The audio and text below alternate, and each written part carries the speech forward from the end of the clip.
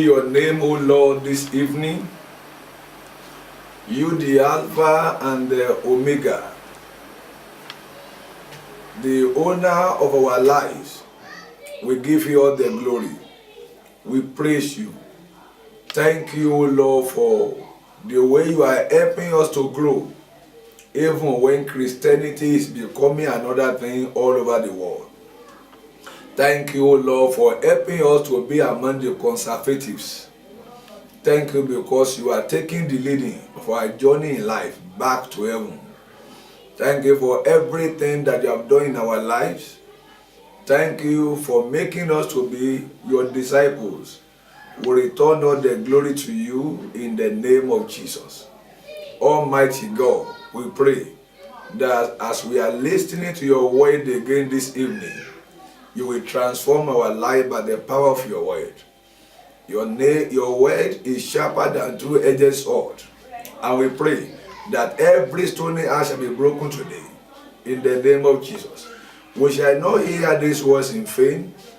You will help us to be the doers of your word and not hearers alone. We return all the glory to you. Almighty God, take all the glory. Please speak through me and your name be glorified.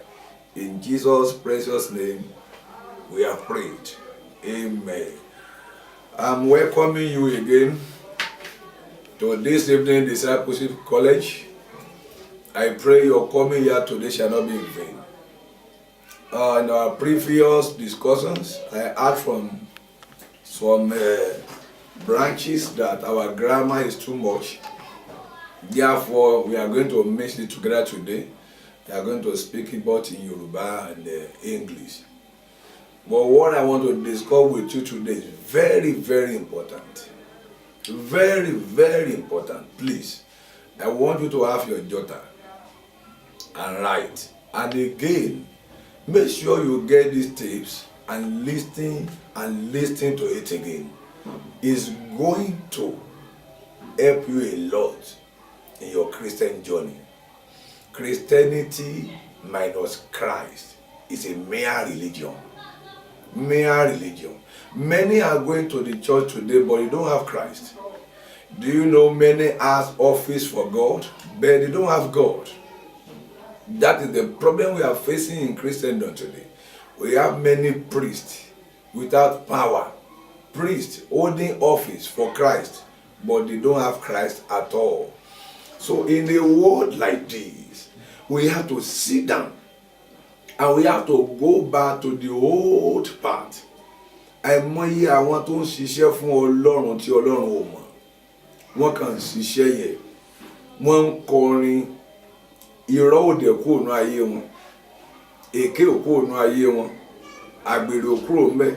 Ìyẹn ni pé wọ́n ń ṣiṣẹ́ fún ẹni tí wọn ò mọ̀. Kò ní dáa kó jẹ́ pé níkẹyìn ayé lẹ́yìn téèyàn bá dààmú tán báyìí á wá gbọ́ kúrò lọ́dọ̀ mi ò mọ̀ orí oníṣẹ̀ṣẹ̀. Disaster ló máa jẹ́. Can I tell you one thing? Any religion that makes your life to remain the same is a fake religion.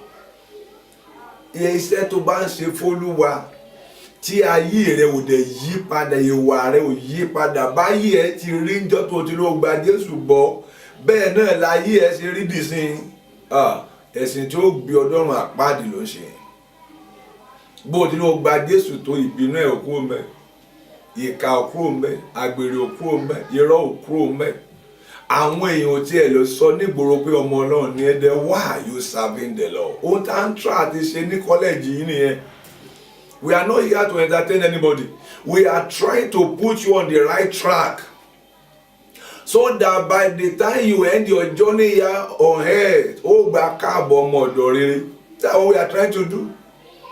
And you will live paradise on earth before you go. You will see the way Christians run scatter today, burning sand from one pole to another pillar. Ajẹ́ni, Emireni, Osoni, Ogunléyà, Ogunlé ọkọ kan Christian náà ò balẹ̀ bí ọkàn àwọn aláìgbàgbọ́ dẹ́n kí wá ló mú ẹ jẹ́ Christian. Bí challenges kan bá ti dé ọ̀rọ̀ Ọlọ́run ò yé ẹ. Bálá ìgbàgbọ́ ṣe ń sá korobá ni wọ́n náà ṣe ń sá. Ẹra wọn mi à kó in church. àwọn gbàdúrà níbí, àwọn ò rọ́wọ́ Ọlọ́run. Sọ́lọ́run wà nínú ayé ẹni tó máa rọ́wọ́ Ọlọ́run. God is not in your life. You want to use God. You want to use God to get what you are looking for. That's not to serve God. You can't use God. God must use you. Ṣé wọ́n bá so wúlò fọlọ́run ni? Ẹlòmíì ti lọ church tó ti dẹ́bà kàńjọ́ tó lóun ti di Christian church tó ti attend. Kì í ṣe ọ̀rọ̀ 16. Síbẹ̀ ayé ò change, ìwà ò change, ìsọ̀rọ̀ ò change, ìlépa ò change. Ó ń change churches káàkiri ayé ẹ̀dẹ̀ tí rún tán ayé rẹ̀ ò change. That is the problem. Ohun tí mo fẹ́ bá yín discuss nírọ̀lẹ́ yìí máa jẹ mí lógún o. Mo gbàdúrà pé Ọlọ́run á jẹ́ kó yé yín. So bí mo sọ tó last time pé o late o tún late lẹ́nu náà. Ìyẹn ni pé bá a ti ń bá ẹ sọ̀rọ̀ tó ayé ẹ̀ ò change. O tún late lẹ́nu. Bó tún the next one o tún possible kó late. Torí ọ̀rọ̀ yìí ò ní mínì sí ẹ. Ayé ẹ̀ ò yí padà, o ò ní ìtara fọ́lọ́run. Èyí tó bá ń ṣe fọ́lọ́run tí ò jẹ́ Ọlọ́run ní number 1, ó máa sọ ọ́ dèrò ẹ̀yìn. Lọ wo ayé Júdásì nínú ìwé mímọ́. He always came late. Tí wọ́n bá torúkọ lọ check Bible, tí wọ́n bá ti torúkọ àwọn ọmọ ẹ̀yìn, orúkọ ẹ̀ ló máa wà last. That's why at the end of the day kò bá àwọn ẹgbẹ́ ẹ̀ pé mọ́ nígbà àwọn the apostle. You must be very very careful the way you are following the Lord Jesus. Ó ń láti jẹ́ kí Ọlọ́run jẹ́ number 1 priority in everything you do. Last discussion ni mo bá yín sọ̀rọ̀ lórí pé àwọn kan ti take responsibility ṣáájú. Wọ́n dẹ̀ rí èrè ẹ̀. Mo fi Réhábù hàn yín, ẹni tó jẹ́ aṣẹ́wó tó devote life ẹ̀ fọ́lọ́run. Òun náà wà ní lineage Jésù at the end of the day. Mo fi Elijah hàn yín tó ń pe iná sọ̀kalẹ̀ torí ó commit gbogbo life ẹ̀ fọ́lọ́run. Mo dẹ̀ wò pé mo sọ fún yín pé kàtẹ́ láwo Bible word ìyẹn ò yí ẹ. Mo fi Ayọ̀ Babalọ́lá hàn ọ́. Apostle Ayọ̀délé Babalọ́lá ó ti ṣe exploit at the age of 26 because gbogbo ọkàn wọn ní wọ́n fi jìn fọ́lọ́run. Mo fi John Newton hàn ọlọ́tí ẹni tó ń kó àwọn èèyàn lẹ́rú tó jẹ́ pé at the end of the day ó devote ayé ẹ̀ fún Ọlọ́run. Ayé ẹ̀ dẹ̀ di wonder. Ọlọ́run fa ayé ẹ̀ dàbíra. That was our last discussion. That was what we discussed last in our last message. Now, today, báwo ni àwọn èèyàn wọ̀nyí? Báwo ni wọ́n ṣe di wonder? How did these people encounter God? What is the principle? Or what was the principle that made them to become wonder in the land? Kí ló sọ àwọn àpọ́stélì dà tí wọ́n dà? Kí ló sọ Jésù dà tó dà? Òun la fẹ́ discuss ní lónìí. Tí mo ń fẹ́ báyìí discuss nípa agbára ẹ̀mí mímọ́ yìí. Tó bá yí ẹ lénìí, oh my God, o lè dààmú mọ́ in life. Tó bá lè ṣe tó yí ẹ tó dẹ̀ bẹ̀rẹ̀ sí ṣe, wàá rí Ọlọ́run tó wà nínú rẹ ó máa dìde. Original you ó máa dìde. Agbára tí Ọlọ́run ti gbé pamọ́ sínú ẹ̀ láti ìṣẹ̀dá ayé wá tí wọ́n ń pè ní ènìyàn tó jẹ́ àwòrán Ọlọ́run ayé ẹ̀ ó máa dìde. Ìsọ̀rọ̀ ẹ máa change. Òkú máa jí. Ó nídìí àti di full time pastor kókù tó tọwọ́ ẹ̀ jí. Iṣẹ́ agbára máa ṣẹlẹ̀. Iṣẹ́ àmì máa ṣẹlẹ̀. Iṣẹ́ ìyanu máa ṣẹlẹ̀. You know gbogbo èèyàn ló ń béèrè agbára lé wọ̀mí lágbára agbára yẹn wà ń bẹ̀bẹ̀ ó ti sùn sínú ẹ̀ nítorí tó ṣe yìí. So today by the grace of God, Holy Spirit is telling me I should tell you the only principle to encounter God the way you have never encountered Him. What was the principle that made the apostle to become wonder in their own days? That is what I'm teaching you today by the Spirit of God. And the theme or topic is your personal devotional life. Your devotional life, your own personal devotion to God. Do you have a devotional life? Do you have time for God personally? ṣé wọ́n gan ní so ní time fún Ọlọ́run apart from ìta jọ ń ṣe papọ̀ ní church? So you need devotion life. So are you devoted to God in your own privacy? Your personal devotional life is very, very, very important. Until you have your own devotional life, you cannot excel as a Christian. If you are not committed to your own personal retreat, Bible says, he that seated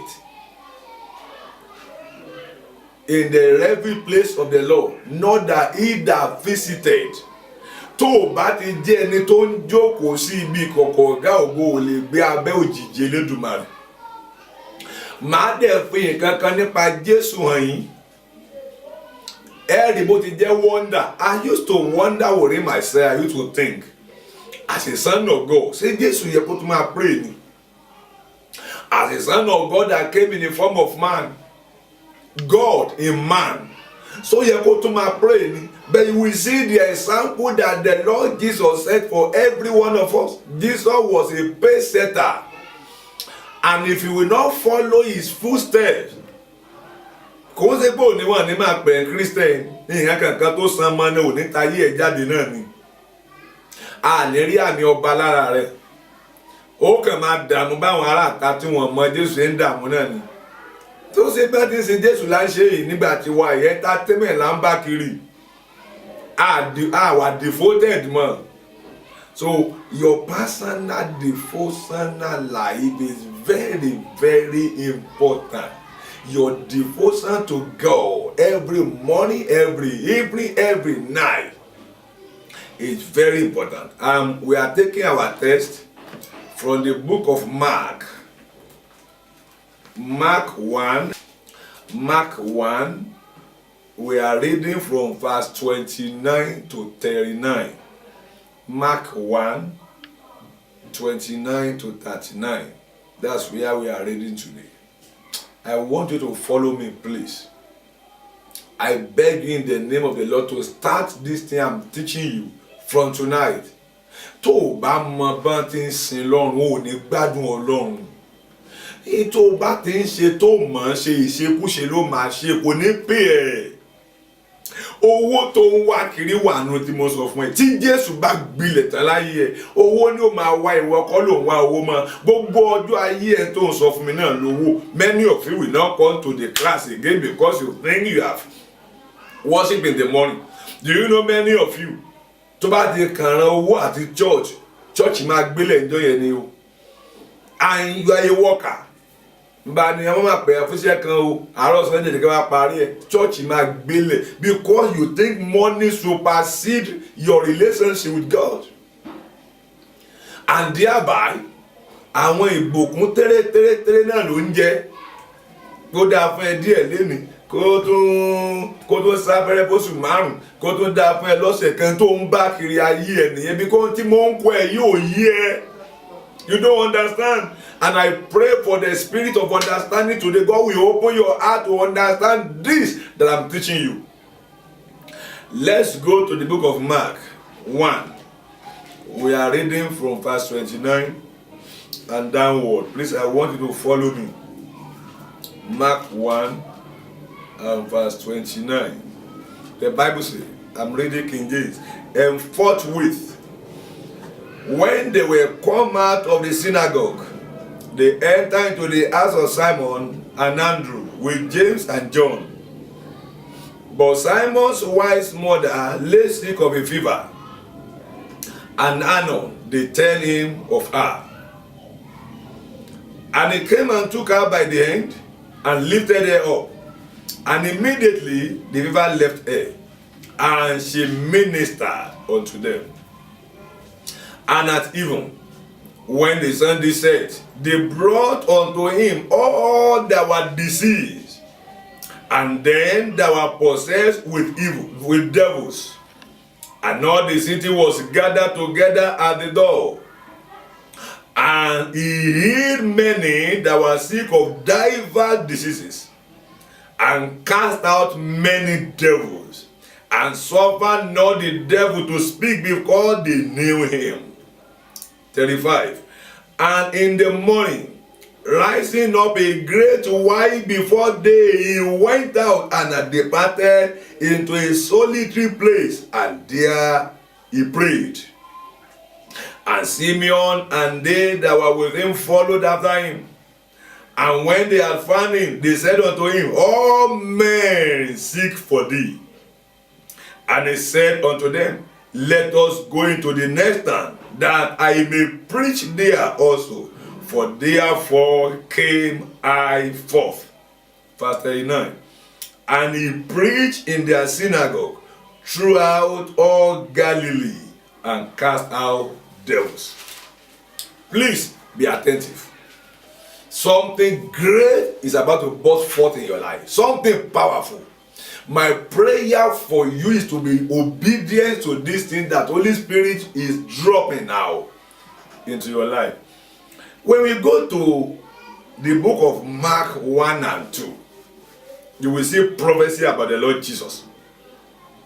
Let's read verse 1 and 2. You will see how Mark opened the book of Mark, the beginning of the gospel of Jesus Christ, the Son of God.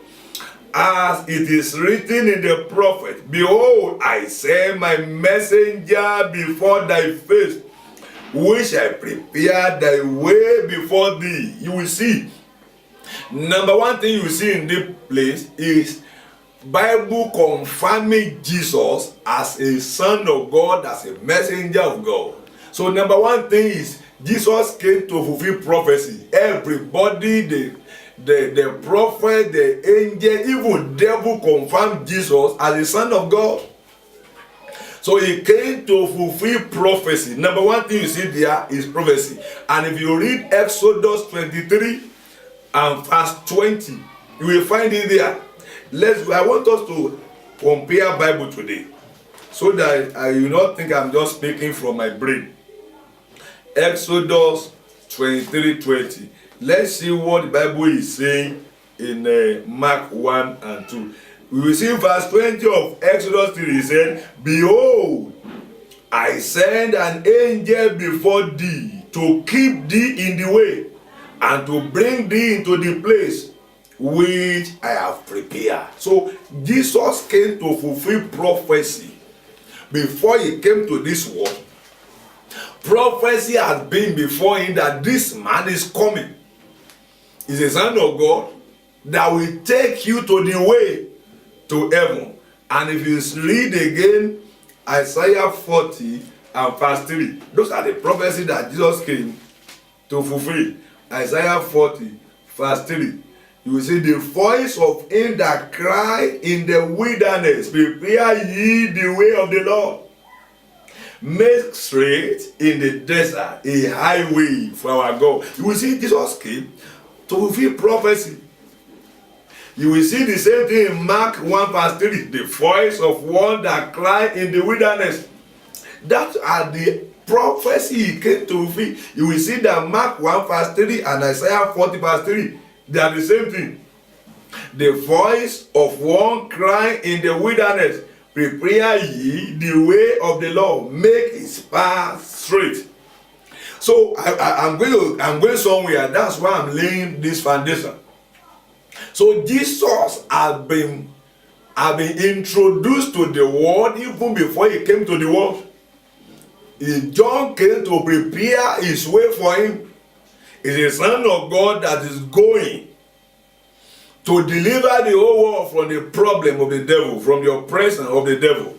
So number one thing I'm telling you about Jesus here is that he's the Son of God. And I was thinking within myself, with all this prophecy, did Jesus need a devotional life again? Why is he praying? Kí ló tún gbàdúrà fún? Ẹni tá ti sọ tẹ́lẹ̀ ń parí. Pombo ayé ọmọ Ọlọ́run ni olùmọ̀gbà yẹn là Ọlọ́run tó di èèyàn tó wá láyé. Kí ló tó ń gbàdúrà fún? You will see that revival about him has come before he came to the world. Now, if we go to the same Mark chapter 1 and we read verse 9 to 11, the same Mark 1 verse 9 to 11. And it came to pass in those days that Jesus came from Nazareth of Galilee and was baptized of John in Jordan. And straightway coming up out of the water, he saw the heaven open, and the Spirit like a dove descending on him. And there came a voice from heaven saying, Thou art my beloved Son, in whom I am well pleased. And immediately the Spirit driveth him into the wilderness. You will see, etí mo ń tra àti sọ ìbà ní ẹni pé a ti sọ tẹ́lẹ̀ pa Jésù ọmọ Ọlọ́run ni ohun Ọlọ́run gangan ló tún kọ̀nfàmù ẹ̀ bí sìn pé ọmọ Ọlọ́run ni Jésù. Ọlọ́run ló rán wá sáyé. But bó a ti jọmọ Ọlọ́run tó, you will now see that immediately after this confirmation about Jesus Christ the Lord and the Son of God, he took responsibility. Ìyẹn làwọn ò fẹ́ ṣe mọ́lé ní ẹlòmí bá ti ní ẹ̀bùn gálagàlà kan báyìí ó tán kó kàn máa lọ from one church to the other, kò sí devotional life mọ́, kó sá máa kọrin kiri, kó máa kéwì kiri, ẹ̀bùn jó lóní kó máa jó kiri. Tí ó bá wá yá ìgbà tí òun sọ Ọlọ́run ló ń lò máa ara wa máa lò torí he's just doing it for honorarium from some pastors to the honorarium ní à ń ṣiṣẹ́ kiri, kò ń ṣiṣẹ́ Ọlọ́run mọ́. Wọ́n ní time fọ́lọ́run mọ́ nítorí ẹ̀bùn. Many think ẹ̀bùn is greater than God. Ẹ̀bùn rẹ tí ò jẹ́ kó ráyè jókòó láti gba oje lára Ọlọ́run mọ́, òun náà ló máa mú ẹ̀wọ̀n àpáàdì. No, your gift should not be greater than the giver. Your relationship with the giver matters. Only teach and so what? Anybody can teach. Mo lè preach, mo ń ríran, kí nìyẹn mi? Tó bá ń ríran tó lọ́wọ́ fún ẹ ní ẹ̀bùn kó máa ríran, tó wà aráyè máa jókòó láti máa gba oje lára Ọlọ́run mọ́, tó bá yá ara ni ó máa lò ẹ́. Ẹ̀bùn yẹn ni èṣù máa hijack lọ́wọ́ ẹ̀ tó máa pa ẹ́. Ohun tó ń ṣe àwọn èèyàn lénìí nìyẹn. Ìgbà tán bẹ̀rẹ̀ wọ́n bẹ̀rẹ̀ dáadáa, wọ́n gbàdúrà gba ẹ̀bùn yẹn, ìgbà tẹ́bùn yẹn bẹ̀rẹ̀ sí manifest, wọn ráyè láti gbàdúrà mọ́, wọn ráyè àti jókòó níwájú Ọlọ́run mọ́. Pásítọ̀ mi ò lè gba bíríbírí mọ́, pásítọ̀ ò lè lọ retreat kó lọ jókòó sínú igbó 7 days mọ́, ọ̀sà ò ní time láti pray, kò ní time láti jí lóru, kò ní time láàárọ̀, ó ṣàfẹ́ máa ṣe ránhunrànhun kiri ní ò jẹ́ Christianity ò pé ẹ. O ní devotional life, o ní àyè tí wọn náà máa jókòó one on one láti wá ojú Ọlọ́run pé Olúwa mo fẹ́ rí ọ, mo fẹ́ mọ̀ ọ, I want to know you, I want to see you. You can see for yourself. If you are not going to deceive yourself, you don't have personal relationship with God. You are a crowd. Jesus is not a man of the crowd, he's a man of a solitary place. Oh, need devotional life, man. Oh my God. You are dying. You are introducing carnality, strategy. Oh my God. I wish I can distribute these things everywhere. They are teaching us strategies, principles. They can pray again. In fact, once of grace, you come for everything. We have bastardized the real old way. Jesus took responsibility immediately.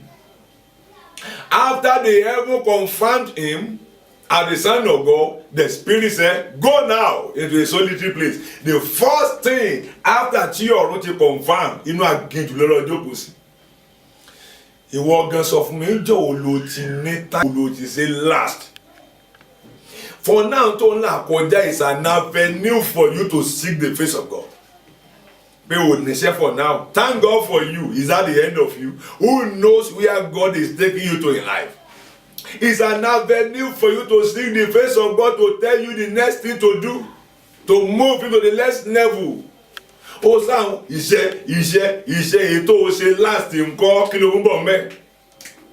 This is time for you to rise up, seek the face of God in the midnight, seek the face. Èyí tó lọ́n ti help báyìí tó yẹ pé ní test tó lè disturb yín, ó forí ńlá ayé tẹ̀kọ́ lọ jókòó kó máa wá ojú Ọlọ́run fáyé.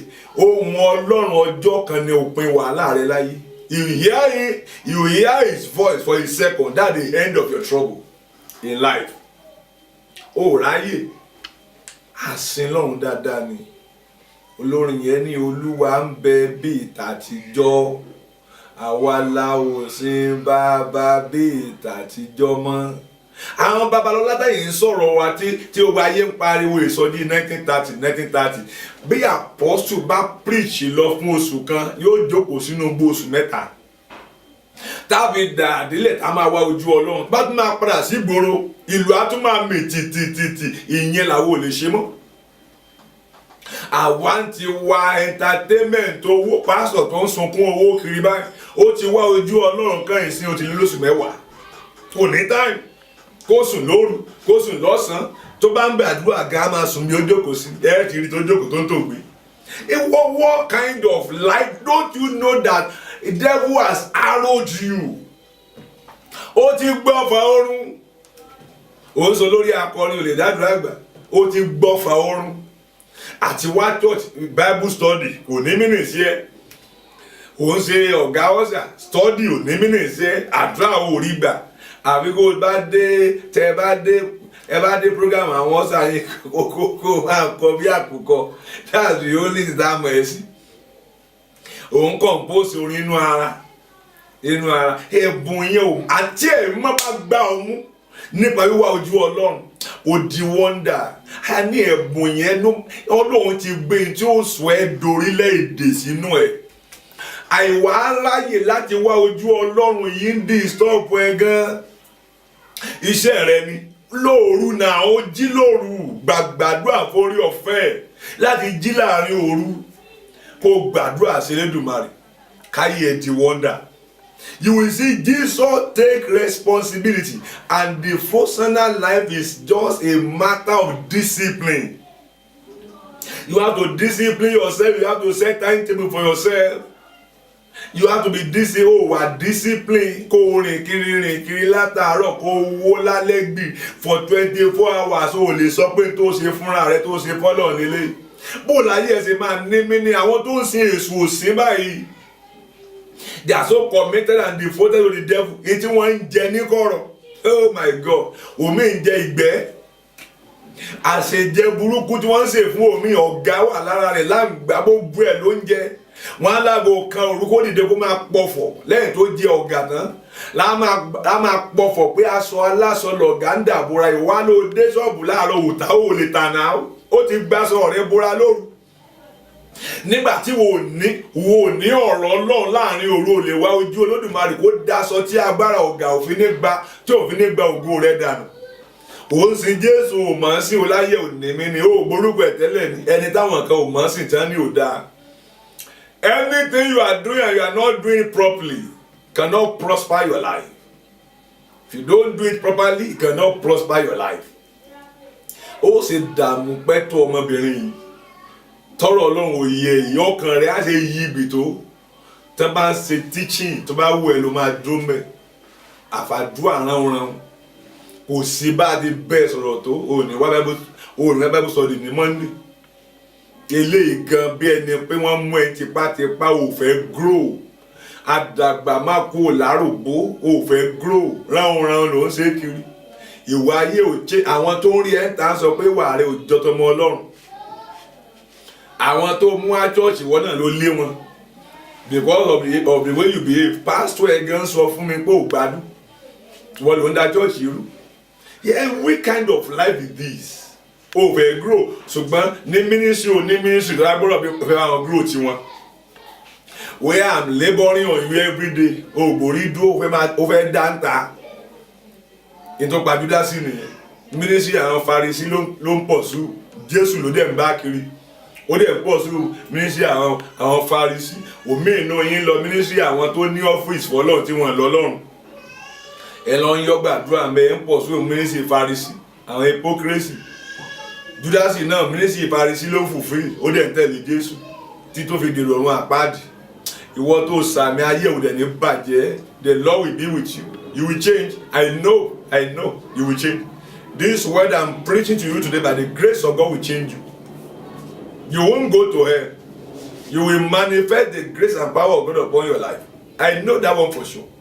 I know the Holy Spirit will arrest you for himself. He will grow you. He will grow you. Wọ́n kọ mí responsibility lé lọ́wọ́ toró lẹ́mìí Ọlọ́run rádaràda ló máa ṣe. Àfikún sá máa wọ́wọ́ kiri ayé rádaràda. Kí ló fà? O níbi tí o ti ń gba oje lára Ọlọ́run. Ejò kan wà nínú igbó tá ń pè ní ejò sèbé. Ọdọọdún báyìí yóò lọ sí di igi ọ̀rọ̀. A fẹnu sọ igi. Bá ti fẹnu sọ igi a máa fẹ orí ẹ̀ oje ọ̀rọ̀ a máa dà lé lórí. Sẹ́rí àsìkò tó bá kúrò ní ìdí igi ọ̀rọ̀ ọdẹ ìgbàdí ẹ̀ lọ́nà yóò máa kùn bọ̀ ó sì gba oje tuntun. Lẹ́yìn á bọ́ ìwù tọrùn ẹ̀ tó ti ń gbé bọ̀ látẹ̀sìn agbébọ̀ abọ̀ dànù ṣègbè tuntun lẹ́ pàdé ẹni bá pàdé ẹ̀ ńgbà yẹn dáràn ìwọ òun gba oje ni. You are always the same. You talk the same. You behave the same. You speak the same. Bá ewu jù bẹ́ẹ̀ lọ àkìnrin kò rí máa jí. O fẹ́ kó rí ẹ kán. O fẹ́ kó rí ẹ kán. So gbogbo ìgbà lórí ẹ ó máa jì. Torí bá jí ìjì orí ẹ ò ní jábọ́lẹ̀. Because you believe it is impossible. And that's why it becomes impossible for you. It shall be possible now. God himself will take the lead of your journey. You won't end in hell. In the name of Jesus. The personal life is a matter of discipline. It must be done either conveniently or inconveniently. It must be done. You must seek the face of God. Somebody told me sometimes ago, why like you go by àwọn ẹgbẹ́ tiẹ̀ tó ti travel abroad tó máa dé ìlú wa tó lọ London wọn á lè wọ bá ti di ayé tẹ̀ mọ́ níbi tọ́lọ́run rìn mí sí nìyẹn. Tí n bá dé kí n lọ jókòó nù gbó kọ́lọ́run ràn mí lọ́wọ́. I want to be relevant. Mi ǹdẹ̀ fẹ́ sí lára àwọn tí ó bàtà ayé jẹ́. I want to be relevant. Torí mi ní agbára mi ju Ọlọ́run lọ. I must see the face of God. You will see a disciple is a leader. And a leader must be disciplined. A leader must have a devotional life. What you don't have, you can't give. Ìwọ ò rí pé nígi imú ẹ̀ báyìí, o ti fẹ́ bá yé àwọn ọmọ ẹ̀ jẹ́. Nígi imú ẹ̀, àwọn ọmọ ẹ̀ ti ń control ẹ̀. Àwọn ọmọ ẹ̀ ń ṣe ti agbára rẹ̀ ò ká. Nígi imú ẹ̀, ọmọ 10 years, 13 years, 15 ò lè já control mọ́. Wọ́n ti dára kú dà mẹ́ lọ́wọ́. Ìwọ́dé church in 7, àwọn ọmọ ẹ̀ dé ní 9. Wọ́kà. Because o ní life, o ní tí ó control lé ẹ nílé. O ní. Nígi imú ẹ̀, Ọlọ́run má jẹ́ ó bá yé ọmọ ọlọ́mọ jẹ́ tó bá wá yá ń sìn táwọn ọmọ yẹn wá dá nǹkan ó wà máa sunkún kiri. Tí ẹ ò ní bàjẹ́. I'm praying for you. You have to change. The only key to the supernatural, to unlock the supernatural, is your own personal, devotional life. You cannot use my own heart to believe. You can't use my mouth to talk. You can't use my leg to walk. You can't use my eyes to see. You have to have your own devotional life. You have to have your own personal relationship with God. That's what I'm telling you. Quit being a baby. Ohun tó fẹ́ jẹ, tó fẹ́ jẹ, inú oúnjẹ ni kú wà ibẹ̀ láìsàn wà. Baby ni ẹ́. Gbogbo èèyàn dẹ̀ di baby kalẹ̀ àti pásítọ̀ àtọmọ ìjọrọ̀ lápára ọ̀lẹ́sẹ̀ baby. Ọwọ́ àdúrà, ọwọ́ gbogbo ẹ̀ náà ni lórí tá a fẹ́ jẹ, tá a fẹ́ dà. Kí ló dà? Ohun tó bá dà láìsí Jésù bẹ́ẹ̀ ìdàkúdà ni. Have your personal way of walking with Jesus. Me, I think, as the Son of God, kí ni Jésù tó ń gbàdúrà fún? Kí ló tún lọ ń jókòó sórí òkè lọ ṣe? Kí ló ń wá ọmọ Ọlọ́run ní agbára Ọlọ́run àmbẹ̀? But that's a man that will set the pace. Ó ń kó àwa tá ń bọ̀ lẹ́yìn pé tẹ́ ẹ bá fẹ́ ọlọ́kọ̀ọ́run, tẹ́ ẹ fẹ́ make heaven, tẹ́ ẹ dẹ̀ máa control ayé tẹ́ ẹ wà yìí, tẹ́ ẹ máa dá yàtọ̀ ní tí mò ń ṣe ni kẹ́ ẹ máa ṣe. Òní làwọn ọmọ ẹ̀yìn ṣe tí wọ́n di wonder. Àwọn tí wọ́n ti lọ tó jẹ́ ìránṣẹ́ Ọlọ́run tó tọ́, ọmọ Ọlọ́run tó tọ́, ohun táwọn náà ṣe nìyẹn. Tá a fi rí good record nípa wọn. mo fẹ́ ká wo Jésù ní Mark 5 ní Mark 1 yìí mo fẹ́ fi yẹn kan hàn yín nípa Jésù níbi tá a kà ní Mark yẹn mo fẹ́ fi yẹn kan hàn yín bẹ́ẹ̀ when I got to this place I say àbá ohun tó bá yé àwọn pastor jẹ́ lélẹ́yìí o mo fẹ́ ká wo Mark 1 mo fẹ́ ká ka 35 to 39 mo fẹ́ wo Jésù yìí he is a fantastic person. Ẹ máa rí Jésù ẹ máa wo Jésù tí mo ń kà yìí o ní Mark 1:35 to 39. And in the morning, rising up a great while before the day, he went out and departed into a solitary place, and there he prayed. And Simeon and they that were with him followed after him. And when they had found him, and said unto him, all men seek for thee. And he said unto them, let us go to the next town, that I may preach there also, for therefore came I forth. And they preached in their synagogue throughout all Galilee, and cast out devils. Oh my God. Ẹ máa gbọ́ tó bẹ́ẹ̀ sílẹ̀ fún yín o. Jésù ńgbà tó délé bó ṣe ń bọ̀ gbàrà tó délé Peter. Ìyá àyà Jésù dẹ̀ gbà lápá mú, ó dẹ̀ pray fún, àìsàn dẹ̀ lọ. Bí àwọn èèyàn ti rí i pé àìsàn lọ lára ìyá Peter, lára ìyá ìyàwó Peter, ó kálukú lọ ń gbé aláìsàn wá. Àwọn abirùn, àwọn tó rọ lápá, àwọn tó rọ lẹ́sẹ̀, wọ́n lọ ń kó wọn from everywhere, and Bible say Jesus healed them all. He cast out devils. Gbogbo wọn ni agbára Ọlọ́run wòsàn lọ́jọ́ yẹn. Celebration everywhere. Noise everywhere. Ṣé wá yẹ kí Jésù wá kúrò? And Jesus departed and went to a solitary place to go and pray. Èmi rò pé celebration begin tó ń pa àwọn pastor tèmi nìyẹn. Wọ́n á máa celebrate miracle kò jẹ́ wọ́n ráyè wá ojú Ọlọ́run mọ́. Ìgbà miracle bọ̀ wá ṣẹlẹ̀ mọ́, wọ́n á máa dọ́gbọ́n sí. Ẹ wo Jésù ṣe mí báyìí. Jesus will not celebrate wonder than the wonder working God. Today we are celebrating miracle. Tí pastor kan tọ́lọ́run bá ti lè ti ọwọ́ ẹ̀ la òkú lójú tó jí òkú dìde ó parí. Kò tún wọ́ ojú Ọlọ́run mọ́. Òkú tó dìde yẹn ni ó máa mú káàkiri gbogbo sọjí. Mo fẹ́ kí ọmọ mi sọ̀rọ̀. Ní 16 years ago lókè òye mo gbàdúrà fún ó dìde. Òun náà bọ́ síbẹ̀. Ọjọ́ méje ni mo fi kú. Dáàdi òṣì tí ó máa celebrate kiri ni. Ẹ wo Jésù. Jésù knew pé ìyẹn kọ́ ni purpose calling òun. He healed all that were sick of the devil. He cast out demons, and immediately he departed from that place. Kí ló lọ ṣe? Kò fẹ́ expire. Ó lọ jókòó sórí òkè. Ó tún bẹ̀rẹ̀ sí wá ojú Ọlọ́run. Ọ̀pọ̀lọpọ̀ pastor ti expire. Torí wọn ráyè gba odi lára Ọlọ́run mọ́. Miracle ni wọ́n celebrate. Wọ́n celebrate Ọlọ́run tó jẹ́ kí miracle ṣẹlẹ̀. He ran away from that place.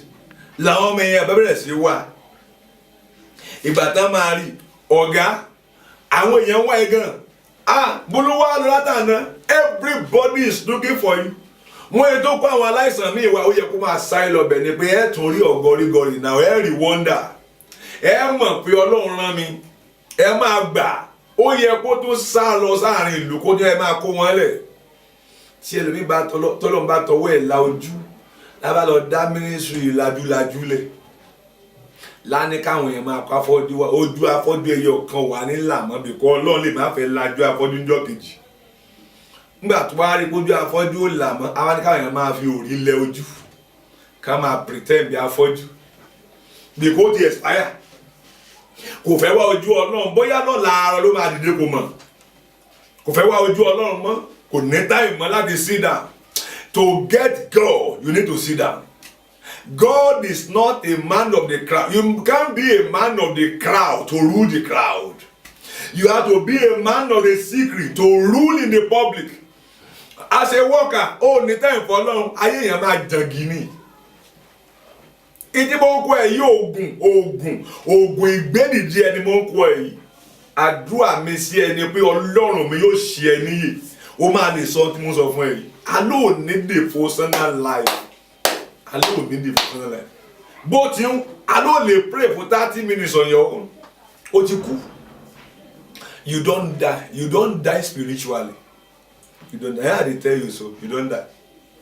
You're supposed to be crying up and down for how God will revive your spirit life. You are crying for money. Mami o sanwó school. Ọmọ tó ti ń mu tramadol. Ọmọ tó fún ní Jésù. Ọmọ tó ti ń kọ́kùnrin kiri. Àbó òrìbó ṣe múra bí aṣẹ́wó ní igi mú ẹ̀. You don't die. The why you don't get money is because the power of God that will bring money for you don't die inside you. No get money. Ó sunkún owó pẹ́. Ó sunkún owó. Ọlọ́run lè ra lé fún ẹ tágbára bá dé. Bàtàgbára Ọlọ́run dé ní ọjọ́ Pentecoste. Ṣàìfojú sọ́nà parí torí wọ́n rí ẹ̀mí gbà. Rán agbára Olúwa. Rán agbára Olúwa. Rán agbára Olúwa kí ó ṣe Baptist wa. So tágbára bá dé ìfojúsọ́nà parí. Ìfojúsọ́nà ló ti ń ṣe láti jọ. You are looking for the way to get money. You are looking for the way to be promoted. You are looking for the way to be blessed. Ìfojúsọ́nà rẹ continue until the power came from on high. Ìgbà táwọn akọrin yẹn kọrin egbò tí wọ́n kọ èyí tẹ́gùn kọrin gbà mí mọ̀ mí ni ẹ̀. Àfojúsọ́nà bíbọ̀ rẹ̀ àwa dúró. If you cannot wait, you won't get it. Fífojúsọ́nà bíbọ̀ rẹ̀ àwa dúró. Rán olùtùnú sọ̀kalẹ̀ pẹ̀lẹ́ láìná. Níbi tí mọ̀lẹ́ kò sí o kí mọ̀lẹ́ wá. Òun rẹ̀ là fẹ́ gbọ́. When you wait, you hear him. When you hear him, you burst forth. When you burst forth, you rule your world. Maya Karapas. Until that power from on high come on you. Sai fojúsọ́nà rẹ ò lè parí. Ó kàn máa fojúsọ́nà náà ni. Mo fẹ́ ṣeré, mo fẹ́ ṣeré, mo fẹ́ ṣeré, mo fẹ́ ṣeré. O ò ráyè jókòó, o ò ráyè dúró, o ò ráyè wá ojú ẹ̀. Kí things change. Gbogbo ayé mọ̀ pé nítòótọ́ agbára Ọlọ́run dé sínú ayé ẹ̀. I beg you. This week, I declare a week of fasting and prayer for all of you. From Monday to Friday, you must fast. You must fast. And you're not asking for money. You are asking, God, who am I? Olúwa lò mí, mo fẹ́ rí ọ. Ṣí mi lójú, ṣí mi níyè. Látọ̀la Monday lọ. Everybody, go into fasting and prayer. Dìde lóru. Béèrè fún ìtọ́ni àtagbára Olódùmarè. Sọ pé o fẹ́ kí sáà ìfojúsọ́nà rẹ parí kọ́lọ́run bẹ̀rẹ̀ sí lò ọ́. Olórin yẹn ní Ọlọ́run dákun lò mí. Ọlọ́run dákun lò mí o. Ọlọ́run dákun lò mí. Ọlọ́run dákun lò mí o. Orí Bálámù nílẹ̀ kẹ́tẹ́kẹ́tẹ́ rẹ̀ ló lò kò dẹ̀ sẹ́ni tó lè lò. Ọlọ́run dákun lò mí o. Bí Ọlọ́run bá bẹ̀rẹ̀ sí lò ọ́, ayé máa wárìrì. As a businessman, you rule your business world. As a teacher, you rule your world. As an accountant, you rule banking industry. Tí agbára bá dé. Ìyẹn la fẹ́ wá mọ́ material things nìkan ló jẹ wá lógún. Kò jẹ́ ká láyè odò èhóyù dẹ̀ jí láàárọ̀ ó dẹ̀ ń lọ bí sí òkan sínsẹ̀ ó gbọ́jú orí àmọ́ tí wọ́n bá mi ò tí ẹ̀ bá Ọlọ́run sọ̀rọ̀ táwọn kan ti pọ̀fọ̀ fẹ́ kú látọ̀gàn jẹ́ òru pé ibi iṣẹ́ yẹn láàárọ̀ yìí àwọn làwọn ó dàbẹ̀rù. Why are you behaving like this? The second day for Jesus supposed to be day of celebration. After what happened yesterday that he healed everybody in the house of Peter. Ó yẹ kó jókòó kó tẹ̀ bàtí ni. Mi sọ fún ìbọn Ọlọ́run ni mí. Ẹ máa gbà. Ẹ lọ máa kó wọn wá. Ẹ láwọn arọ. Ẹ lọ máa kó wọn wá. A máa celebrate miracle. Kò ní celebrate Olódùmarè. Ẹ mọ̀ tá ń celebrate in church. Mo ra mọ́tò. Mo kọ́lé. Mo bímọ. Mo lọ́kọ. mo gbéyàwó búrẹ́dì mi ń ta dáadáa ń sìn, mo ti ń tẹ́wà mi dáadáa, mo ti ń ta sùn, mo ti expand. Ẹni gbẹ́ni tó ń celebrate grace, ọ̀wọ́n tá ń celebrate material things, gbogbo miracle tá ń celebrate church. Ẹni tí ò ní salvation, ẹni tó lọ́rùn ò lò, the only thing we celebrate material things. Mo ti lọ House of Assembly, mo ti lọ rep 2019 ti dé báyìí, ìtòkàlùkù celebrate kiri ni, kò sẹ́ni celebrate grace of God. Kí lọ́lọ́run lò ẹ́ fún? Who are you? Tell me the wonders that you have done through God. Tell me how many souls you won for God from January till now. You are a failure, a fake worker. Tell me, how many people have you discipled this year? Pay me more disciple, more win, swear more disciple. Say, well, to jẹ́ pé section tó wà ní church wọ́n ló ń dábẹ̀rù. Ìwọ onírọ́ olórí section tó ayé ẹ̀ kún fún irọ́, olè, onírọ́ alákò. Is that what God call us to do? Ó ń kọrin la fẹ́ jẹ ni àbí oníwà bí Ọlọ́run? Àwọn pasipọ̀ ó mọ tán ti forin ṣe láyé, ó mọ iye àwọn èèyàn tán ti forin jèrè ọkàn wọn. Kí ni wọ́n ṣe? Gbogbo tó ń kọrin sí for show off náà. Show off tẹ́mi bá omi bá ń kọrin mọ̀ pé ara lásán lélẹ́yìí. Ìwọ tó ti máa wẹ̀ lákọrin ó ti lọ bí o dúró sí, o kàn ń kọrin ní spirit ẹ̀ ò sí mẹ́. Wọ́n máa kọrin á máa wo inú church gbogbo àwọn tó lọ tó ń bọ̀ lóhùn spirit ẹ̀ ò sí mẹ́. Ìyẹn náà la fẹ́ jẹ. No. That's not the work of God. Àní ìwọ sọ fún mi àwọn tó ń tipa rẹ̀ lọ sí ìjọba Ọlọ́run. Essence Christianity nìyẹn. Mọ́tò agolo tí mo ń gùn kiri, èyí mo ń fowó mi maintain lójoojúmọ́, wàhálà mi làálà ló kó mi sí. Àtàyà ṣe ilẹ̀kùn ṣe iná, ṣé yẹn ló ń celebrate? I celebrate grace of God. All those things are nothing. Call it unto yes.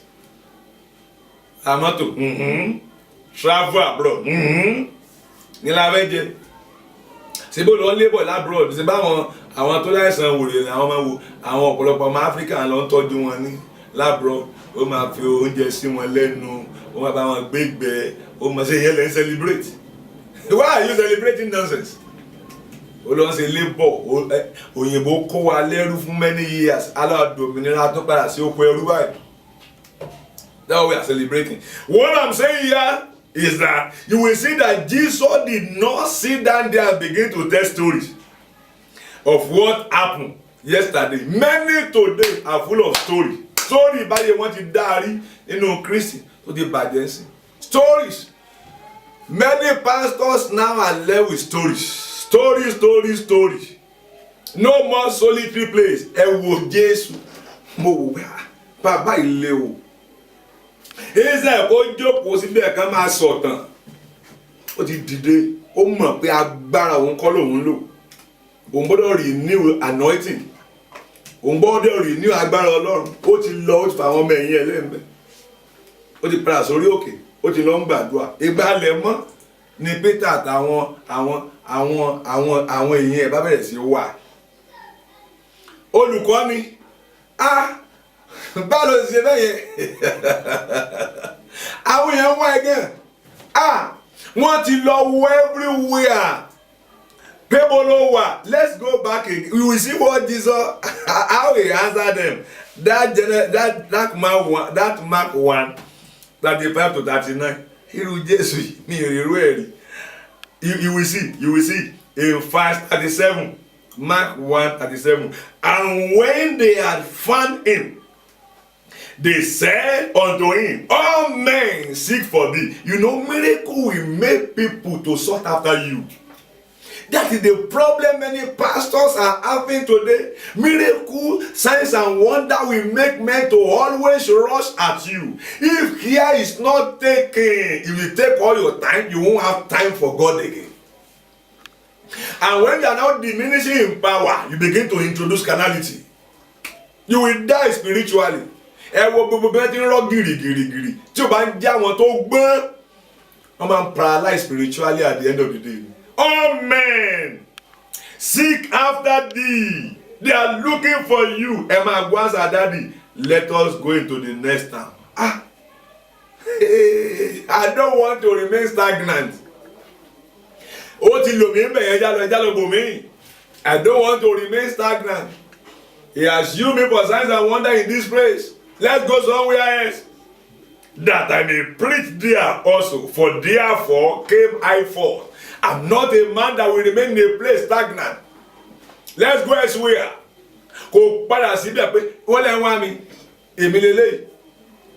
You always go to where they celebrate you.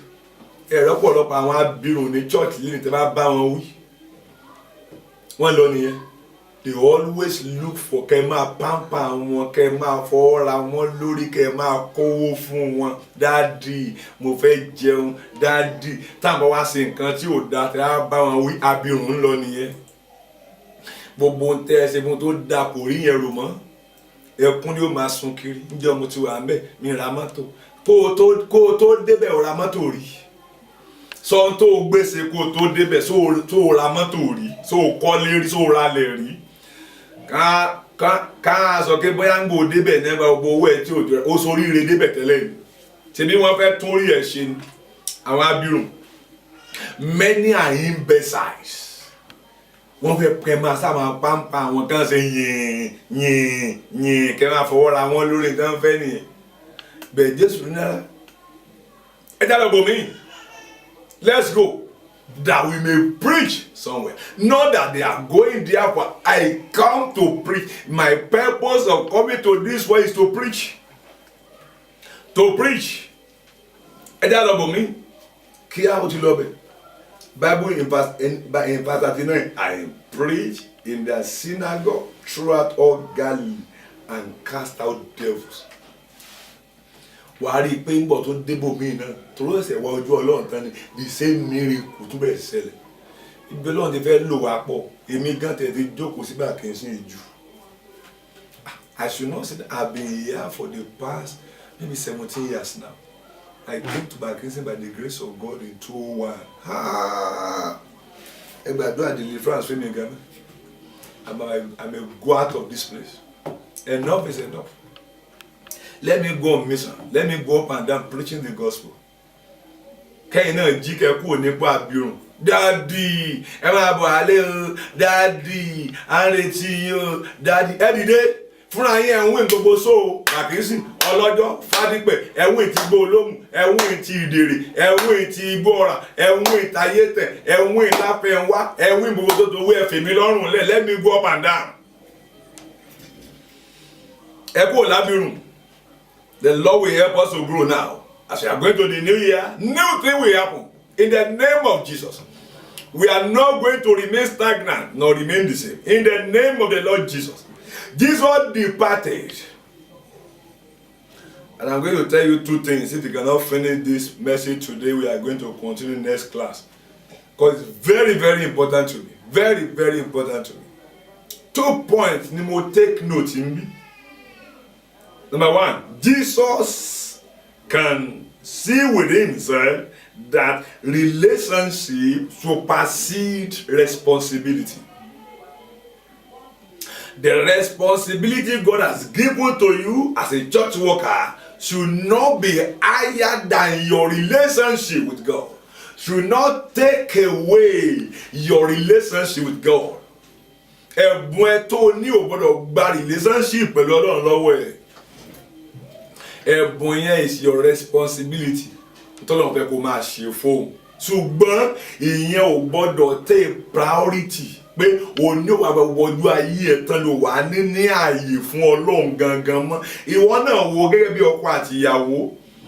Kò ní torí pé o dáná, torí pé o ti lọ́ṣọ, torí pé o ti fọṣọ, o ti gbóúnjẹ ẹlẹ̀, ọkọ rẹ gbọ́dọ̀ dọ́dọ̀ rẹ mọ́, gbọ́dọ̀ fọ ọkàn ẹ̀ mọ́, ẹni sọ̀rọ̀ mọ́, o kú òlé ọkọ nìyẹn. Relationship must supersede responsibility. Relationship, write it down. Relationship must supersede responsibility. Relationship must supersede responsibility. ohun tó ń ṣe fọ́lọ́run ò lágbára ju Ọlọ́run lọ. Ọlọ́run ló ní kó máa ṣe fún òun ní òkú ẹ bó ti máa ṣe. Ohun tó ń ṣe fọ́lọ́run ò gbọ́dọ̀ gbà yìí mọ́ ọ lọ́wọ́ láti má wá ojú Ọlọ́run mọ́. Your devotion to God is important. And number 2, purpose supersedes position. Purpose supersedes position. Ohun tó wá ṣe láyé ju ipò tán fi ẹ́ sí lọ. Jésù Olúwa mọ ìdí tó fi wá sáyé, so kò jẹ́ kí ipò rẹ̀ kó gba ìdí yẹn lọ́wọ́ òun. Ipò rẹ̀ tọ́lọ́run fi sí gẹ́gẹ́ bí priest òun kò jẹ́. We have many priests today without God. They have office for God, they don't have God. Wọ́n pè wọ́n lọ́mọ Ọlọ́run, wọ́n dẹ̀ lọ́lọ́run. So purpose, your purpose supersedes your position. Àti báyé ọ̀pọ̀lọpọ̀ jẹ́ ní church. Àwọn stranger la fi sí position. Àwọn tí wọ́n ní ìbáṣepọ̀ kankan pẹ̀lú Ọlọ́run. Àwọn ló dẹ̀ wà ní aims of affairs in many churches. Àwọn ọlọ́tí, àwọn olè, àwọn tó ti gbàgbèrè lẹ̀, àwọn tó ti fi bínú burúkú lẹ̀, àwọn náà dẹ̀ wà, àwọn náà ń take decision níbi tó ga ní church. Àwọn tó lọ́wọ́ dámọ̀, àwọn strangers, an aliens of God, àwọn aliens of God, àwọn la kó sí position tó ń take decision. Kí ni a fẹ́ sọ? Lẹ́yìn kan ní kí n máa fún ọ ní KPI, kí ni a máa fún àwọn person target, níta fi báyé báńkì jẹ́ náà wọ́n á tún lò ní church. Àwọn tí ò mọ Ọlọ́run rárá tí wọ́n níbi náà tí wọ́n ojú Ọlọ́run. Strategy. Wọ́n ka philosophy wọ́n fi máa rúlì sí Olúwa. Wọ́n gbé carnality wọ Christianity. Àwọn náà bà church jẹ́. A ní problem. Àfikún ló ń bẹ̀ wàhálà. So let me speak on relationship must supersede responsibility. I will close for today. And next class I will speak on purpose must supersede position. You will see in Mark 1:35-39 that Jesus did not allow responsibility that his Father has given to him to affect his relationship with his Father. Many of you, the responsibility, the grace of God in you is now greater than the grace giver. No, don't celebrate grace above the grace giver.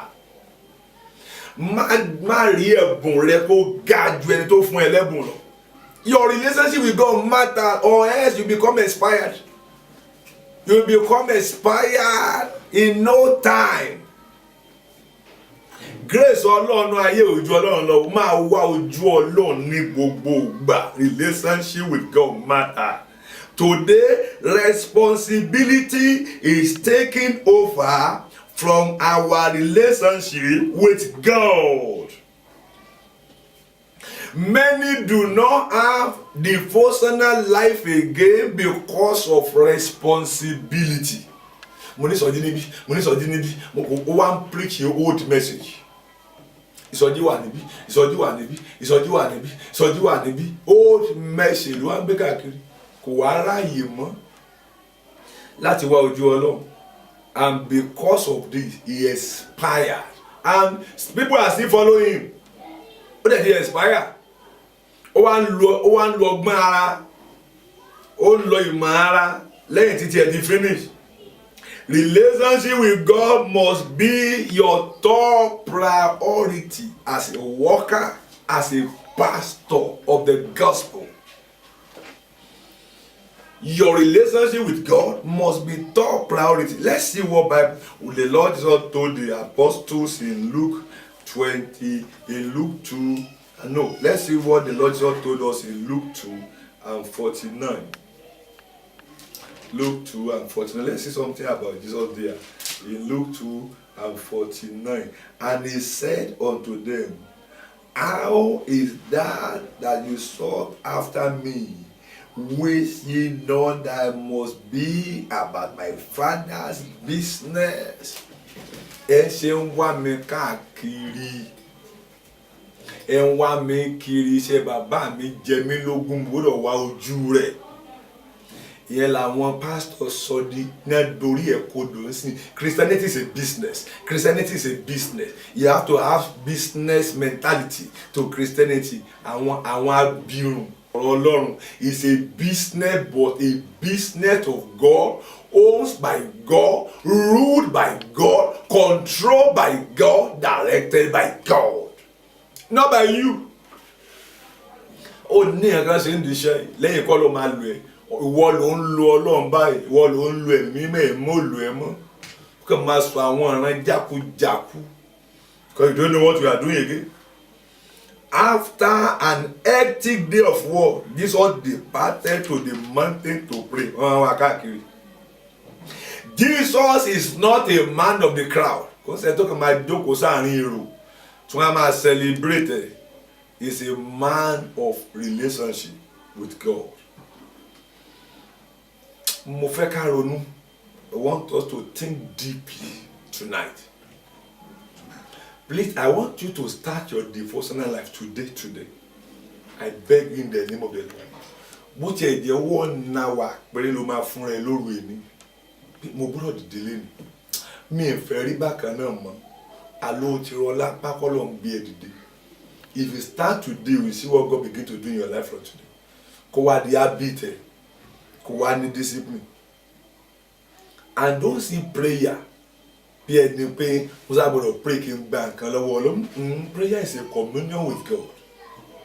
It's not an information but a communion with God. A time to submit yourself to God, for God to dictate to you, to tell you what to do. It's not that you just want to do anything. Olúwa, ntí mo la kọjá ni. Prayer kọ́ yẹn. Àbó orí mi ni ó yẹ kó ṣe báyìí fún mi. God, what do you want me to do? Nígbà tí Paul ẹ̀kántà Ọlọ́run tó ẹ̀kántà Jésù lọ́nà Damascus, ohun tó sọ fún ni kí n ló fẹ́ kí n ṣe báyìí. That's prayer. Submitting yourself to God in communion and allow Him to tell you what He has in mind for you. Taking instruction for Him. Wọ́n ṣe kó ká máa gbàdúrà láti rọba stamp tó ti gbé sọ́kàn. Ẹlòmíì ti lọ́kọ tó fẹ́ á sì máa gbàdúrà kọ́ Ọlọ́run sọ pé só dáa bí ò dáa rọba stamping. Á ló dáa náà ni gbogbo tó dá sí kíyèsí dáadáa ni. Ọ̀fẹ́ wèrè tó fẹ́. Rọba stamping nìyẹn. Jesus is only a man that can decide for you on what to do. We must find time to listen to Him. Don't decide for Jesus. Let Holy Spirit decide for you. Let's see somewhere in the Bible in Psalm 37 and verse 7. Psalm 37 and verse 7. Psalm 37 and verse 7. I want us to open to that place, please. Psalm 37 and verse 7. And it says, rest in the Lord and wait patiently for Him. Fret not thyself because of him who prospereth in his way, because of the man who bringeth wicked devices to pass. Rest. Take your rest in the Lord. Wait patiently for Him. Fi ogba àwọn tó ń wò kiri títí wọ́n ti fọ́ tó ń pè léèyàn yìí. Àwọn tí wọ́n fẹ́ dá àwọn politician tó ń jí owó òlu fẹ́ dàbí wọn. Wait in the Lord. Fáwọn èèyàn lọ́rùn lẹ̀. Wait patiently. Rest. Take your rest in Him. Take your rest. He is going to make you. He's taking you somewhere. Take your rest in the Lord. Fret not on all these people that are useless and you think they are people of God or they are in the making. Back paro tí ń sábà lórí ẹyin tí òyìn làwọn tó ń fi ọ̀nà èrú kó ọ̀rọ̀ ọjọ́ máa ṣègbè lágbàdá agbèdè méjì ọjọ́ ayé wọn. Tí Bible sọ ni. Wait. Be careful. Mo fẹ́ sọ fún ẹ lónìí, pastor, worker. tó lẹ́bùn Ọlọ́run. Your time of carefulness is when everybody is looking for you. That should be your time of carefulness, watchfulness. The time when you marry, the time when manifest, àsìkò yẹn ni kó wà careful. Kó má jẹ́ pé ẹ̀bùn yẹn yóò gba Ọlọ́run lọ́wọ́ ẹ̀. The time of watchfulness is the time when you begin to make waves. When people begin to shout after you and begin to look for you. Àsìkò yẹn ni kó jẹ́ ìbáṣepọ̀ láàrin wa àti Ọlọ́run dánmọ́rán. Kó má lọ expire on time. Àsìkò tó máa kiss ara nìyẹn. Sọ́nà pé ẹ̀bùn ẹ̀ ti ń jáde báyìí. Sọ́nà pé ó ti release cassette 5. Be careful. A máa pè é kí gbogbo church ni o. Tó bá múra ò ní wá ojú Ọlọ́run mọ́. Ó kàn máa kọrin ni. Wave your hands to the Lord, everybody. Wọ́n náà fẹ́ lo èdè àwọn. Ó wà fẹ́ máa lo àwọn pọ̀ gbé tòyìnbó. O ò ní rántí bó ti bẹ̀rẹ̀ mọ́. Ó máa fẹ́ copy. When you wave your hands to the Lord, everybody, the Lord is in sanctuary. We are in sanctuary this morning. We are not in mortuary. Anyone that love the Lord, praise the living God. Ní wọ́n tó bẹ̀rẹ̀ lánàá tí iná ń jáde lẹ́nu ẹ̀ pé ẹ̀ka wá sókè ẹ̀ka hallelujah. Ó ti di òyìnbó. If you are here this morning and you cannot praise the Lord with me, I want to tell you, you are not serious. Ló wà bẹ̀rẹ̀ sí modulate. Uliwi, bóyá wíwí ló ń sọ ní o. Bóyá Olúwa ni kò wá ní yé wa ló wà máa lo àwọn papọ̀. Ó ti ń bọ́ lọ́wọ́ ẹ lọ. Ó bẹ̀rẹ̀ sí copy canality àwa wọlé. Ó wà ní kọrin tó ní mínìmù. Wàá fẹ́ entertain crowd. Àwọn èèyàn àjò kò wá ní sí message tí ó yà yé wọn padà. Injú Òjó Adé ti ń kọrin ẹ̀ gbọ́ message. Tó bá yin Ọlọ́run lọ, a sọ message kí ẹ gbọ́ sétí. Èèmà sọ̀rọ̀ èpè. Èèmà ìṣògùn àṣẹ o. Ojúlówó ìyá rẹ̀ ìwọ fúnra rẹ̀ lájẹ́. Kò kúrò lórí track ẹ̀. Ọlọ́run dẹ̀ help ẹ̀. Títí Ọlọ́run fi lò tó dá church ilẹ̀ tó ń win soul lọ. Àwọn ọmọ ti sin láti lẹ́bùn báyìí. Ẹ máa copy. Ẹ compromise. Ẹ fẹ́ máa entertain audience kò ní sí message mọ́.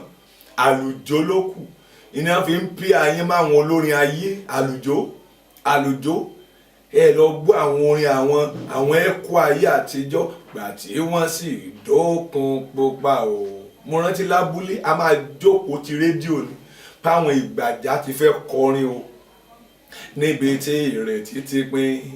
Tórin ayọ̀ dìbànújẹ́ tí ẹrù jẹjẹ ń gbé ní mi. Tọ̀tá ti lé wọn bá o tó kù bó bá ṣe rí. Ọlọ́run ọba lágbára gbogbo láyé àtọ̀run. Pín òkun níyà fún wọn o. Wọ́n sì kọjá ní ìyàngbẹ́ ilẹ̀. Ohun tí kò ṣẹlẹ̀ rí láyé. Agbára bàbá. Bí ẹ ti máa kọ gbogbo ayé àjókòó ti rédíò. Ẹgbẹ́ àwọn orin yìí sìn ó yàtọ̀ fọ́. Olórin gospel nìyẹn tó ń gbá. Òtẹ́ ń bá kiri láyé òde òní nìyẹn. You just want to entertain the crowd. The time people begin to rush at you must be your time of watchfulness and carefulness. Your daily devotion, don't let anything to take it away from you.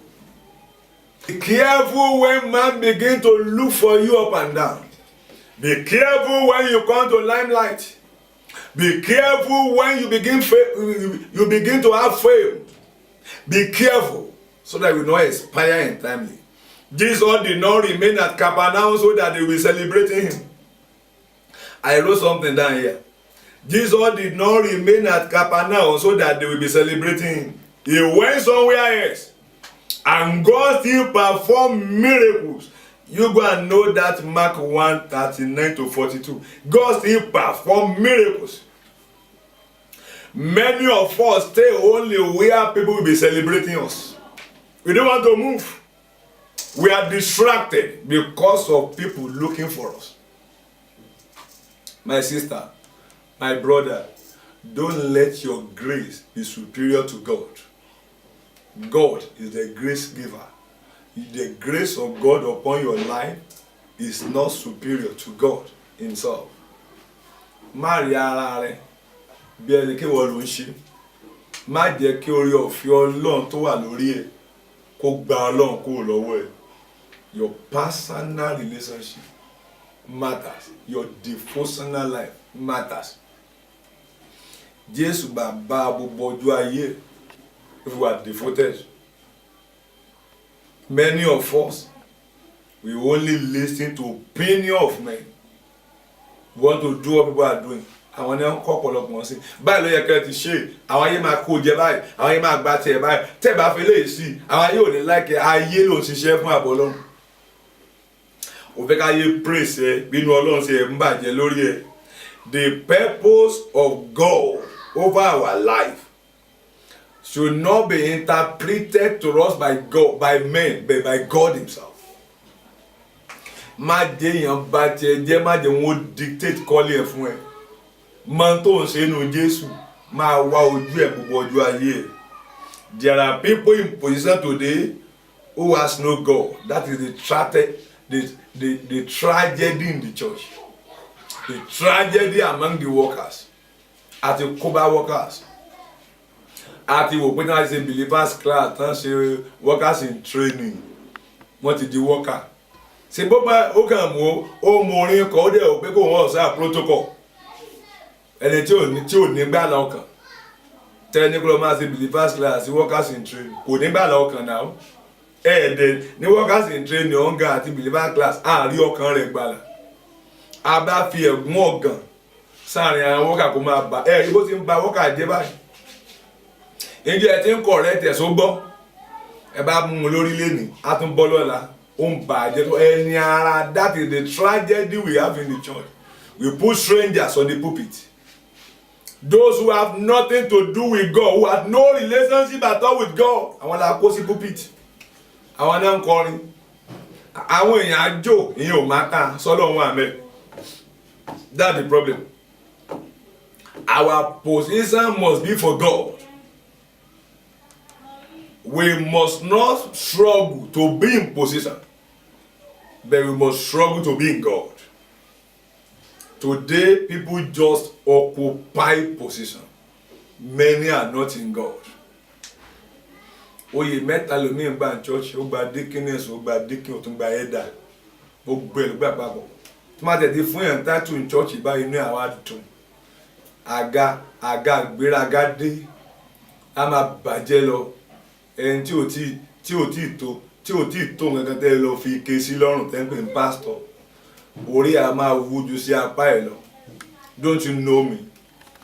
A dẹ̀ bà church jẹ́ àwọn tó mọ̀wé tí ò mọ Ọlọ́run. Wọ́n dẹ̀ ń bà nǹkan jẹ́ lọ. Ara náà fi ṣe gbogbo ẹ̀.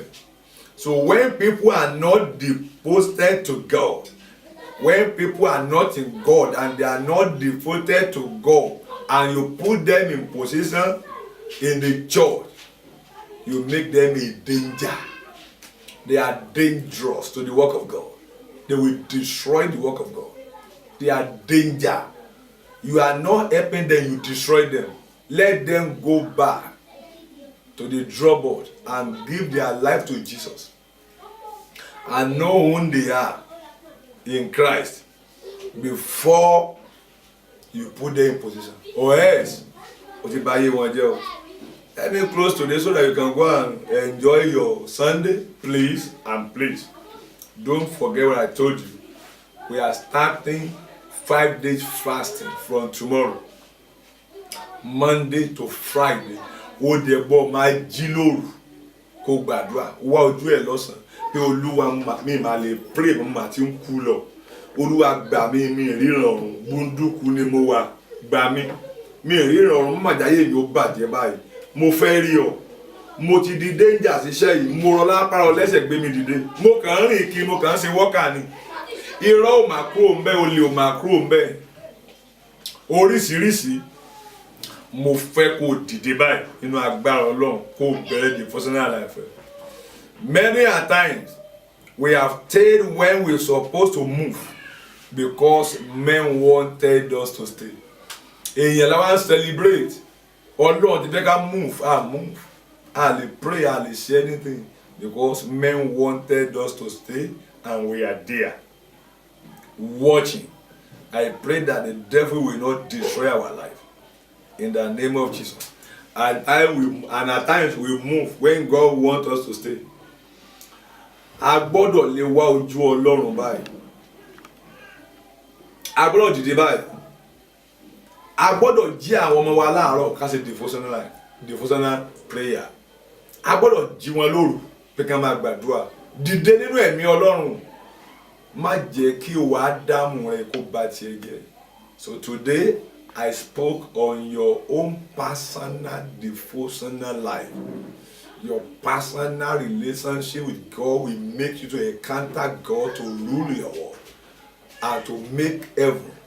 Tó bá fẹ́ kí agbára Ọlọ́run tó wà nínú ayé ẹ̀ dìde, pé kó dìde, bẹ̀rẹ̀ wíwá ojú Ọlọ́run fún ara rẹ̀ láti òní lọ. Make it a point of duty. Make it that is important for you. You don't have to be convenient before you do it. Inconvenience yourself for it, and you will see wonder. God bless all of you. Coordinator, don't forget, please. I told you all your pastors and coordinate are the coordinators. Me faking buying sọ̀rọ̀ tẹ̀yìn pastor kẹ́kẹ́ jókòó kẹ́ máa wòran. Mo ní kẹ́ pín wọn sí group. Kẹ́ tún máa discuss kíní ìfúnra wọn kẹ́ supervise ẹ tí wọ́n ṣáájú ẹ gbàdúrà. Mi ní kẹ́ jókòó kẹ́ máa wòran. Help àwọn èèyàn ìwọ náà help ara ẹ. Help them to grow. Owó kọ́ ló ní ní tí mo ń kọ́ ẹ ló ní. Teach them the more. Don't be bigger than Holy Spirit. Ẹ dìde tí wọ́n. Ẹ jọ pray papọ̀. Ẹ wá ojú Ọlọ́run papọ̀. Ẹ gba àwọn ẹ̀yin tẹ́ ẹ fẹ́ dìde tòótọ́ ẹ lọ ra àwọn tapes yẹ tó gbọ́ lẹ́yìn. Ẹ pray. Ẹ pray. Ayé yín ò rí bákan náà mọ́. Ọ̀ntì tá bá di olùṣe ọ̀rọ̀ náà kò lè pay wa o. Olùgbọ́ nìkan ò lè pay wa o. All pastors, please, I beg you in the name of the Lord, help these people. And don't forget, after 1 year lecture, we are going to have graduation for certificate class. Let them be making preparation. God bless you. It is well with you. Until we meet again next month, that is December, that will be a close for the year 2018. It shall be well with you. I remain your humble servant, Demola Afolabi. Kẹ́ tó lọ lálẹ́, ẹ pray dáadáa lálẹ́. Ẹ pray, ẹ dúra yín ṣàdúrà, pastor kó wọn ṣàdúrà, ẹ gbàdúrà kí iná kó ràn, kí Olúwa kó já gbogbo okùn ìrẹ̀wẹ̀sì àti àìlè gbàdúrà kó láyé gbogbo wa. Ká gbiná láti inú kí ìjọba Ọlọ́run kó sọ̀kalẹ̀ sínú ayé wa. Shall we pray? Ọlọ́run gbogbo ayé a gbé ọ̀gá fún oore ọ̀fẹ́ tó fún wa láti wà lábẹ́ ẹ̀kọ́ yìí. Olúwa gba ọpẹ́ wa. Mo sọ tẹ́lẹ̀ kí iná kó ràn nínú gbogbo wa. Iná kó ràn àtolùgbọ́ àtolùsọ. Iná kó ràn. Ẹ̀yin agbára tẹ́ ẹ fẹ́ ká ní prayer life, tẹ́ ẹ fẹ́ ká ní devotional life. Ẹ̀yin agbára bẹ́ẹ̀ ẹ ṣègbé dànù. Olúwa gbé wa wọ̀. Pa iná èṣù kúrò lára wa. Kí èèmọ́ kó dìde kó ràn wá lọ́wọ́. Ògo ni forúkọ rẹ̀. Jésù Olúwa wa. Àmín, àmín, àmín lórúkọ Jésù. God bless you.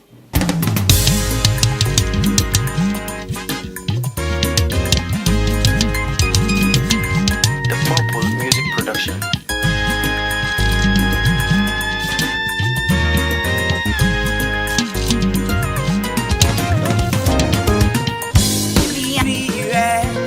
Tó ń gbénú ọdún ṣògo máa wí fàyè wípé o ìwọ nìkan lọ́ba, ọba kìkì ọlá, ọba kìkì ògo, ọba kìkì agbára, ọba kìkì àṣẹ. Èmi ajẹ́rìí rẹ, ọba tó ń gbénú ọdún ṣògo máa wí fàyè wípé ìwọ nìkan lọ́ba, ọba kìkì ọlá, ọba kìkì ògo, ọba kìkì